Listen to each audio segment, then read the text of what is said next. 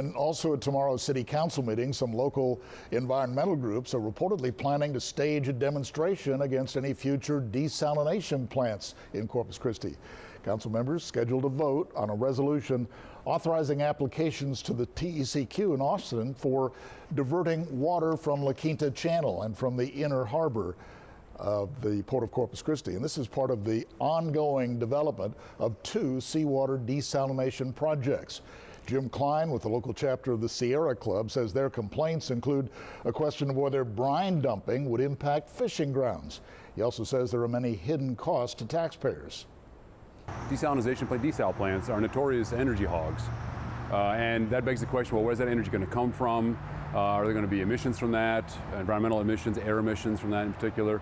But also, who's going to pay for that ongoing energy costs then as well to run the desal plant?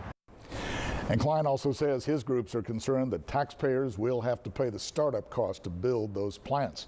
The demonstration he's planning begins tomorrow morning at 9 at Shoreline and Coopers Alley across from the Corpus Christi Arts Center.